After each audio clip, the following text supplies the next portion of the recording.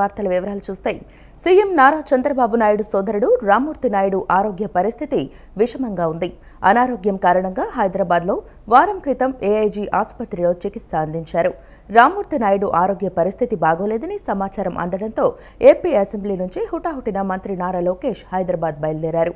Gannavaram airport నుంచి లోకేష్ హైదరాబాద్ వెళ్లనున్నారు. ఢిల్లీ పర్యటనను వాయిదా వేసుకుని సీఎం చంద్రబాబు కూడా హైదరాబాద్ రానున్నారు.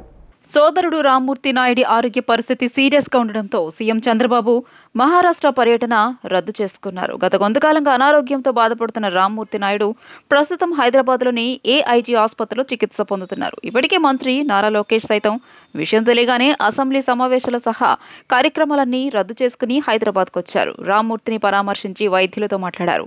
1994 నుంచి 1999 వరకు చంద్రగిరి శాసనసభ నియోజకవర్గానికి తెలుగుదేశం పార్టీ తరపున రామ్మూర్తి నాయుడు ఎమ్మెల్యేగా పనిచేశారు. రామ్మూర్తి నాయుడు కొడుకు నారా రోహిత్ తెలుగు సినిమా నటుడు. గత ప్రభుత్వం ఆడిన మూడు ముక్కలాటతో అమరావతిలో భూములు పొందిన సంస్థలు నిర్మాణాలు ప్రారంభించేందుకు ముందుకు రాలేదన్నారు మంత్రి పొంగూరు నారాయణ.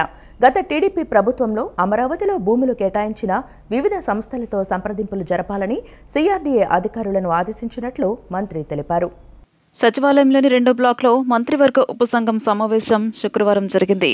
రాజధానిలో భూ కేటాయింపులకు సంబంధించి 6 మంత్రులు అధికారులతో మంత్రివర్గ ఉపసంఘం ఏర్పాటు చేసింది ప్రభుత్వం.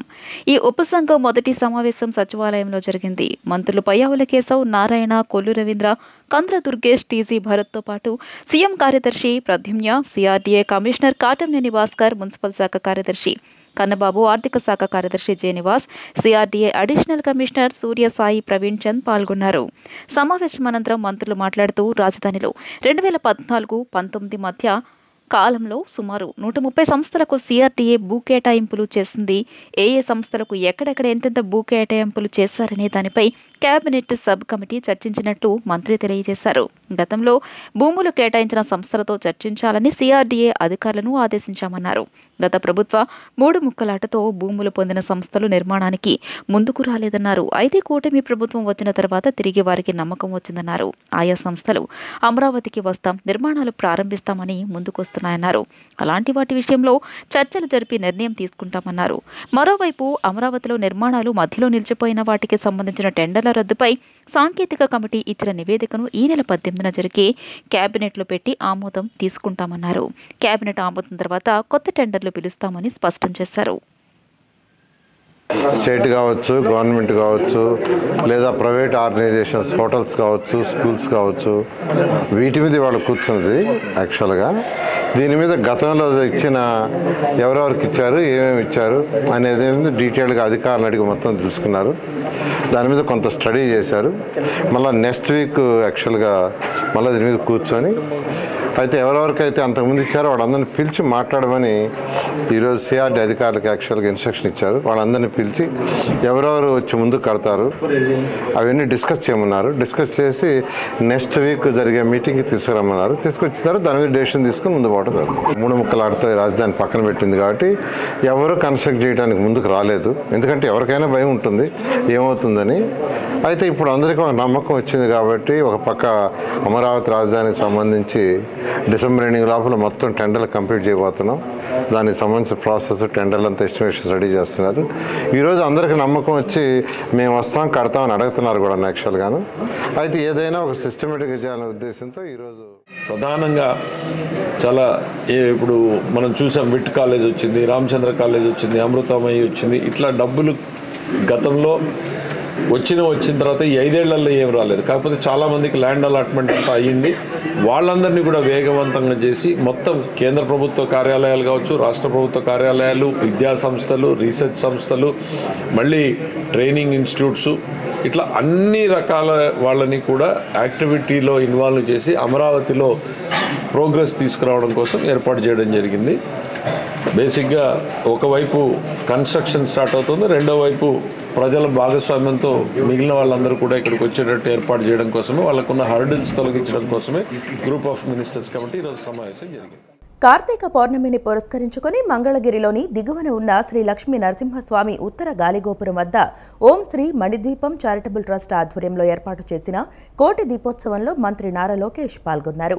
అనంతరం మంత్రి నారా లోకేష్ పానకాల లక్ష్మీ నరసింహస్వామి ఆలయానికి చేరుకుని అక్కడ నుంచి మెట్ల మార్గంలో కాలినడకన వెళ్లి కొండ శిఖరాగ్రాన కొలువై ఉన్న గుండాలయ నరసింహస్వామిని దర్శించుకుని మొక్కులు తీర్చుకుని గండ దీపాన్ని వెలిగించారు. కార్తీక పౌర్ణమి వేడుకల్లో విద్యా, ఐటీ శాఖల మంత్రి నారా లోకేష్ పాల్గొన్నారు. కార్తీక పౌర్ణమిని పురస్కరించుకుని మంగళగిరిలోని దిగువన ఉన్న శ్రీ లక్ష్మీ నరసింహస్వామి ఉత్తర గాలి గోపురం వద్ద ఓం శ్రీ మణిద్వీపం చారిటబుల్ ట్రస్ట్ ఆధ్వర్యంలో ఏర్పాటు చేసిన కోటి దీపోత్సవంలో పాల్గొని అఖండ కోటి దీపం వెలిగించారు. ముందుగా కోటి దీపోత్సవంలో పాల్గొనేందుకు వచ్చిన మంత్రికి పండితులు ఘన స్వాగతం పలికారు. ప్రత్యేక పూజలు నిర్వహించారు. అనంతరం మంత్రి నారా లోకేష్ పానకాల లక్ష్మీ నరసింహ ఆలయానికి చేరుకుని అక్కడి నుంచి మెట్ల మార్గంలో కాలినడకన వెళ్లి కొండ శిఖరాగ్రాన కొలువయున్న గండాలయ నరసింహస్వామిని దర్శించుకున్నారు. మొక్కులు తీర్చుకుని గండ దీపాన్ని వెలిగించారు. ఈ సందర్భంగా వేద పండితులు ప్రత్యేక పూజలు నిర్వహించి ఆశీర్వచనాలు అందించారు. గండాలయ స్వామి కొండకు మంత్రి నారా లోకేష్ రాకను పురస్కరించుకుని పెద్ద ఎత్తున బాణాసంచా కాల్చారు. ఈ కార్యక్రమంలో కూటమి నేతలు భక్తులు పెద్ద ఎత్తున పాల్గొన్నారు.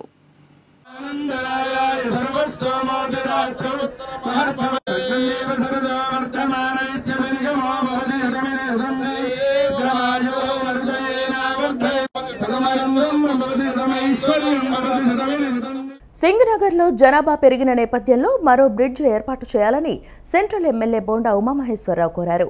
అసెంబ్లీలో ఆయన మాట్లాడుతూ R&B అధికారులు వెంటనే ప్రపోజల్ పెట్టి రైల్వే అధికారులకు ఇవ్వాలని సూచించారు. దీనివల్ల ప్రభుత్వం ఒక్క రూపాయి కూడా భారం పడదని చెప్పారు. ఎంపీ కేశినేని శివనాథ్ ద్వారా కేంద్రంతో కూడా మాట్లాడుతామని చెప్పారు. వెంటనే అధికారులు ఈ మేరకు ప్రభుత్వానికి ప్రతిపాదనలు ఇవ్వాలని కోరారు. సింగనగర్ ఏరియా విపరీతంగా డెవలప్ అయింది. అక్కడ రెండో బ్రిడ్జి అవసరం ఉంది అధ్యక్ష. ఇది రెండో రైల్ ఓవర్ బ్రిడ్జ్ అధ్యక్ష. ఇది 100% సెంట్రల్ గవర్నమెంట్ ఫండింగ్ అధ్యక్ష. రైల్వే బోర్డే దేశవ్యాప్తంగా ఈ ROBలన్నిటికీ కూడా 100% వాళ్ళే ఫండింగ్ ఇస్తారు అధ్యక్ష. R&B అధికారులు వెంటనే దీని మీద ప్రపోజల్స్ పెట్టి ఎస్టిమేషన్స్ రెడీ చేసి రైల్వే అధికారులకు ఇస్తే స్టేట్ గవర్నమెంట్ మీద రూపాయి బడ్డెన్ పడకుండా దాన్ని ఆమోదం చేస్తారు అధ్యక్ష. మా పార్లమెంట్ సభ్యులు కేశినేని శివనాథ్ చిన్ని ద్వారా అక్కడ మీరు శాంక్షన్ చేయించుకునే పరిస్థితి ఉంది అధ్యక్ష.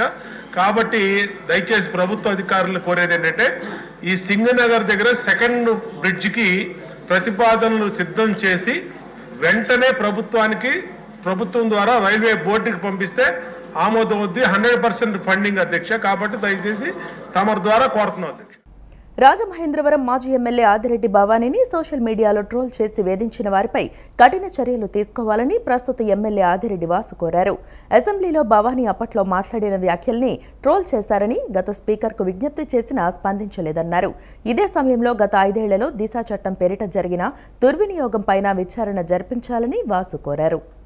గత అసెంబ్లీలో రాజమండ్రి ఎమ్మెల్యే ఆదిరెడ్డి భవానీ మద్యం వలన కుటుంబాలు ఎలా ఇబ్బంది పడుతున్నాయి అనే అంశంపై ఆదిరెడ్డి వాసు మాట్లాడారని, ఆమెపై వైసీపీ సోషల్ మీడియా అసభ్యంగా ట్రోల్ చేసిందని ఎమ్మెల్యే ఆదిరెడ్డి వాసు కోరారు. అసెంబ్లీ సమావేశాలలో 0 అవర్లో ఆయన స్పీకర్ దృష్టికి ఈ అంశాన్ని తీసుకెళ్లారు. ఈ అంశంపై అప్పట్లో స్పీకర్కు ఫిర్యాదు చేశామని, కనీసం అప్పటి స్పీకర్ చర్యలు తీసుకోలేదని చెప్పారు. స్పీకర్ స్థానాన్ని కూడా ఆయన అవమానపరిచారని విమర్శించారు. అప్పుడు తమ కుటుంబంపై సోషల్ మీడియాలో ట్రోల్స్ చేసిన వారిపై చర్యలు తీసుకోవాలని స్పీకర్ అయ్యన్న పాత్రుడును కోరారు.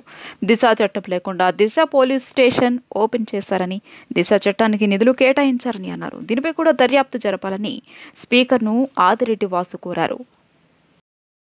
ఏదైతే వైఎస్ఆర్ సోషల్ మీడియా టీం మొత్తం మీరు చర్యలు తీసుకోవడం ఒక అంశం అయితే, రెండోది దిశ చట్టం అధ్యక్ష.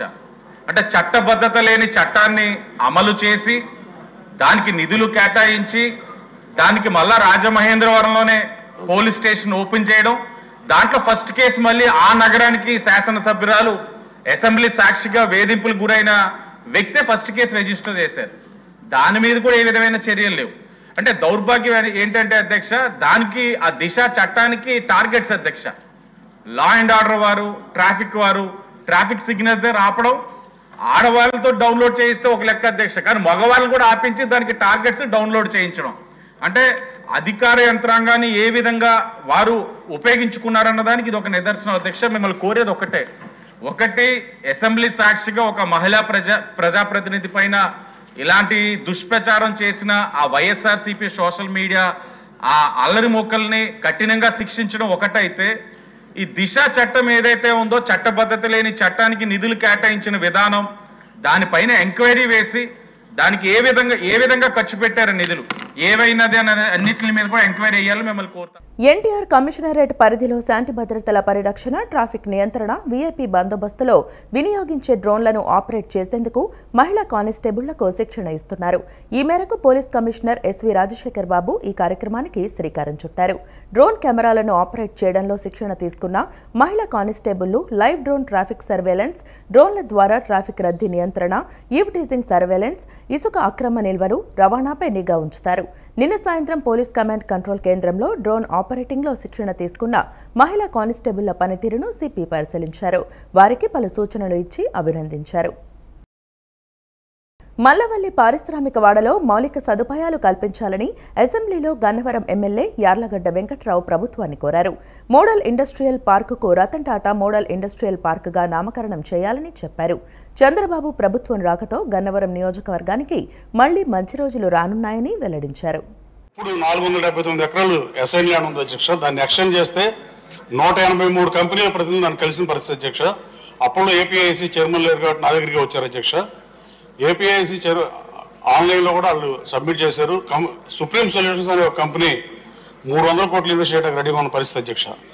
రాబోయే కాలంలో 479 ఎకరాలు మనం తీసుకోగలిగితే ఇంకో 153 పరిశ్రమలు వచ్చే పరిస్థితి అధ్యక్ష. నేను 15,000 ఉద్యోగాలు కల్పించకపోతే వచ్చే ఎన్నికలు ఓటాడని ఎన్నికల ప్రచారంలో చెప్పే అధ్యక్ష. అశోక్ లేని నాకు తీసుకురావడం కానీ ఇప్పుడు మిగతా కంపెనీలకు ల్యాండ్ కార్డ్ అయితే 420 కంపెనీలు రాబోతుంది. మన దాంట్లో పాలసీలో కూడా 6 మాసాల్లో స్టార్ట్ చేయాలి, 2 సంవత్సరాలు కంప్లీట్ చేయకపోతే భూమి వెనక్కి తీసుకుంటామని చెప్పిన పరిస్థితి అధ్యక్ష. ఈ 479 ఎకరాలని ఎక్వైర్ చేసిన కోరుతూ, అలాగే ఈ మోడల్ ఇండస్ట్రియల్ పార్క్కి రతన్ టాటా మోడల్ ఇండస్ట్రియల్ పార్క్గా పెట్టమని గౌరవ మంత్రి గారిని కోరుతున్నా అధ్యక్ష. గతంలో ఈ 183 కంపెనీలు రెడీగా ఉన్నాయి అధ్యక్ష. రేటు 89 లక్షలు పాత ప్రభుత్వం రేటు కూడా తీసుకుంటా కూడా ఇవాళ సిద్ధంగా ఉన్న పరిస్థితి. గౌరవ మంత్రి గారికి ముఖ్యమంత్రి గారికి దీని మీద ఒక డెసిషన్ తీసుకుని 479 ఎకరాలు ఎక్వైర్ చేస్తే రాబోయే కాలంలో హోసూరులో కూడా శ్రీరాము, అశోక్ లేలాంటి 2-3 కంపెనీలు ఉన్న హోసూరు నగరంలో వాళ్ళ 2500 కంపెనీ ఉన్న పరిస్థితి అధ్యక్ష. గన్నవరం నియోజకవర్గం మల్లవల్లి పారిశ్రామిక కారిడార్ డెఫినెట్గా ఈ రాష్ట్రానికి తలమానికం అవుతుంది అధ్యక్ష. ఎయిర్పోర్ట్ దగ్గరగా ఉంటాం, రైల్వే స్టేషన్ దగ్గరగా ఉంటాం, బందర్ పోర్టు దగ్గర ఉంటాం, భౌగోళికంగా అనుకూలమైన ప్రాంతం కాబట్టి దీన్ని అభివృద్ధి చేయాల్సిందిగా కోరుతుంది అధ్యక్ష. బాపులపాడు మండలం హనుమాన్ జంక్షన్ కు చెందిన స్థానిక సీనియర్ నాయకులు కాకాని బాబు కుమారుడు కాకాని ధర్మ హీరోగా నిర్మించిన డ్రింకర్ సాయి మూవీ టీజర్ ను విడుదల చేశారు.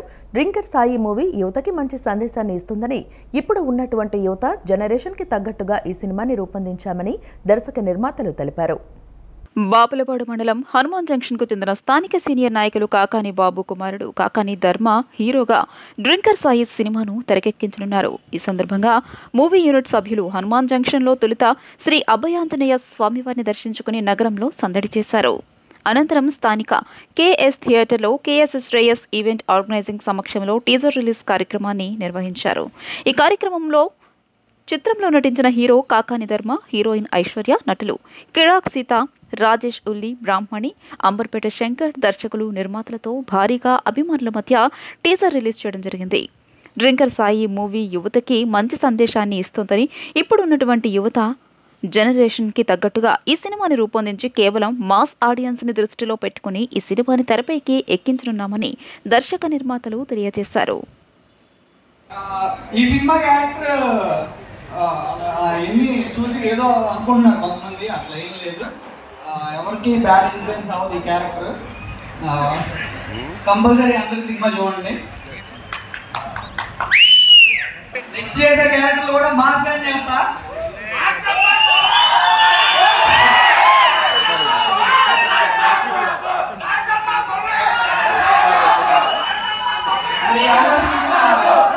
మా ప్రొడ్యూసర్ క్రాష్ చేసిన మా డైరెక్టర్ గారికి, నా కోసం వచ్చిన మా క్రూకి, లహరి గారు, Ismail sir, thank you so much.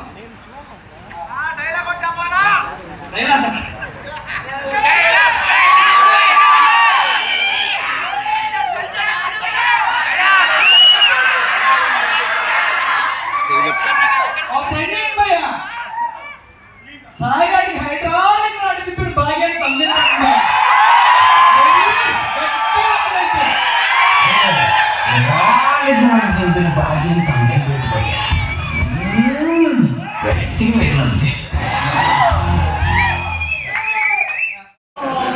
You guys, because I know from how far you came to see me, I know, so I really respect that, and you guys are the one who make me be what I am today and in the future. So thank you so much for coming. I really respect that. Love you guys. Thank you so much. Karthika పౌర్ణమిని పురస్కరించుకొని విజయవాడ సాయి మీద coaching centre ఆధ్వర్యంలో పటమట శివాలయంలో ప్రత్యేక పూజలు చేశారు. 365 ఒత్తులతో కార్తీక దీపాలను వెలిగించి తమ భక్తిని చాటుకున్నారు. విద్యార్థులు శివుని కటాక్షాలతో మంచి జ్ఞానాన్ని పొంది ఉన్నత శిఖరాలను అధిరోహించాలని డైరెక్టర్ మజ్జిగ బాలకృష్ణ ఆకాంక్షించారు. కార్తీక పౌర్ణమిని పురస్కరించుకుని పటమటలోని శివాలయంలో భక్తుల సందడి నెలకొంది. వేకువజాము నుంచే భారీ సంఖ్యలో భక్తులు ఆలయాల వద్దకు చేరుకుని గరళ కంఠుడికి ప్రత్యేక అభిషేకాలు పూజలు నిర్వహించారు. కార్తీక పౌర్ణమి సందర్భంగా సాయి మీద coaching centre Vijayawada branch director మజ్జిగ బాలకృష్ణ ఆధ్వర్యంలో శివయ్యకు ప్రత్యేక పూజలు అభిషేకాలు చేశారు. 365 ఒత్తులతో కార్తీక దీపాలను వెలిగించి తమ భక్తిని చాటుకున్నారు. ఈ సందర్భంగా మజ్జిగ బాలకృష్ణ మాట్లాడుతూ శివయ్యకు ఎంతో ఇష్టమైన కార్తీక మాసమని చెప్పారు. ఎంతో ప్రీతికరమైన రోజు, రాష్ట్ర ప్రజలందరూ సుఖ సంతోషాలతో ఉండాలని కోరుకున్నట్లు చెప్పారు. అలాగే విద్యార్థులు శివుని కటాక్షాలతో మంచి జ్ఞానాన్ని పొంది ఉన్నత శిఖరాలను అధిరోహించాలని ఆకాంక్షించారు. సాయి మీద group of chairman doctor G Ramana నేతృత్వంలో విద్యార్థులు మంచి ర్యాంకులు సాధించాలని మహాశివునికి పూజలు చేసినట్లు తెలిపారు. సాయి మీద కోచింగ్ సెంటర్లో నవంబర్ 18, 20 తేదీల్లో ఈ సెట్ కొత్త ఆఫ్ లైన్ బ్యాచ్ ప్రారంభం కానుందన్నారు. 2 గంటల నుండి 5 గంటల వరకు, 5 గంటల నుండి 8 గంటల వరకు క్లాసులు జరుగుతాయని ఈ క్లాసులను వినియోగించుకోవాలని సూచించారు. అంటే ఫర్ ఎగ్జాంపుల్ ఓవరాల్ గా 200 మార్క్స్ ఎగ్జామ్ పెట్టామనుకో, మీరు ఎక్కడ ఏ సబ్జెక్ట్ లో డల్గా ఉన్నారో ఐడియా ఉండదు మీకు. బట్ కాకపోతే ఈ వీక్ ఏదైతే సిలబస్ జరిగిందో దాని మీద ఎగ్జామ్ పెట్టానంటే కన్నా మీకు ఒక ఐడియా ఉంటుంది ఏ టాపిక్ లో డల్గా ఉన్నారు ఏంటి అనేది. సో మెయిన్ ఈ సెట్ ఎగ్జామ్ లో కూడా మీరు మంచి ర్యాంక్ రావడానికి ఈజీగా ఉంటుంది. సో మీరు ఏ సబ్జెక్ట్లో డల్గా ఉన్నారో మీరు కూడా ఐడెంటిఫై చేసుకుని దాన్ని రివిజన్ చేయడం ఏంటనేది. అండ్ విజయవాడ సాయి మీదలో జాయిన్ అయిన వాళ్ళకి బోత్ ఆఫ్లైన్ ఆన్లైన్ రెండు ప్రొవైడ్ చేస్తున్నాం. మా చిన్న వీలైనంత వరకు మీ ఫ్రెండ్స్ కూడా అప్డేట్ ఇవ్వండి. ఇది మాత్రం నెగ్లెక్ట్ చేయొద్దండి ప్లీజ్, ఓకేనా? For all the best. Daily exams కొద్దిగా ఒకరోజు ఇక్కడ ఒకరు తీసుకున్నా సెకండ్ టైము మీరే డిసైడ్ అవ్వాలి. అది ఎలా డిసైడ్ అవ్వాలంటే మా ఫ్రెండ్ ఇక్కడ బాలన్న దగ్గర సర్టిఫికేట్ తీసుకున్నారు. నెక్స్ట్ ఎగ్జామ్స్కి విజయవాడలో శుక్రవారం రాత్రి వేళ బాంబే కాలనీలో ఓ ఆటో డ్రైవర్ మద్యం సేవించి ఆటో నడిపి ద్విచక్ర వాహనాన్ని ఢీకొట్టాడు. స్థానికులు ఆటోని నిలిపి అతనిని ప్రశ్నించగా మద్యం సేవించినట్లు గుర్తించి నున్న పోలీసులకు సమాచారం అందించారు. ఘటనా స్థలానికి చేరుకున్న కానిస్టేబుల్ నాగరాజు ఆటో డ్రైవర్ని అదుపులోకి తీసుకున్నారు. ఈ ఘటనపై విచారిస్తున్నామని సీఐ కృష్ణమోహన్ మీడియాకు తెలిపారు.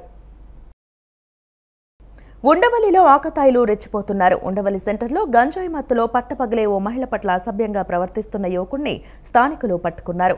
అందరూ చూస్తుండగానే గంజాయి మత్తులో యువతిని చేయి పట్టుకుని లాక్కెళ్లే ప్రయత్నం చేయడంతో స్థానికులు భయాందోళనకు గురయ్యారు. వెంటనే అప్రమత్తమైన స్థానికుడికి దేహశుద్ధి చేసి తాడేపల్లి పట్టణ పోలీసులకు అప్పగించారు. గంజాయి అమ్మేవారు, సేవించేవారు, బ్లేడ్ బ్యాచ్ పట్ల పోలీసులు కఠినంగా వ్యవహరించాలని స్థానికులు కోరుకుంటున్నారు. కార్తీక పౌర్ణమి సందర్భంగా కృష్ణా జిల్లా బాపులపాడు మండలం వీరవల్లి గ్రామంలో కొలువైన స్వయంభూ శ్రీ గంగా పార్వతీ సమేత కొండేశ్వర స్వామి దేవస్థానంలో జ్వాలాతోరణం ఘనంగా జరిగింది. కార్తీక పౌర్ణమిని పురస్కరించుకొని స్వామివారికి అర్చకులు కుందుర్తి మురళీ శర్మ ఆధ్వర్యంలో ఉదయం మహాన్యాసపూర్వక రుద్రాభిషేక, సహస్రలింగార్చన, క్షీరాభిషేకంతో పాటు పలు విశేష అభిషేకాలు, అర్చనలు నిర్వహించారు. వీరవల్లితో పాటు చుట్టుపక్కల గ్రామాల నుంచి భారీ ఎత్తున మహిళలు తమ కుటుంబ సభ్యులతో కలిసి ఆలయంలో కార్తీక దీపాలు వెలిగించి పరమశివుడిని భక్తి శ్రద్ధలతో ఆరాధించారు. జ్వాలా తోరణం జరుగుతున్న సమయంలో స్వామివారి ఉత్సవ విగ్రహాలను ఊరేగించారు. భక్తుల శివనామ స్మరణతో ఆ ప్రాంతమంతా మారుమోగింది. ఈ వార్తలు ఇంతటితో సమాప్తం. నమస్కారం.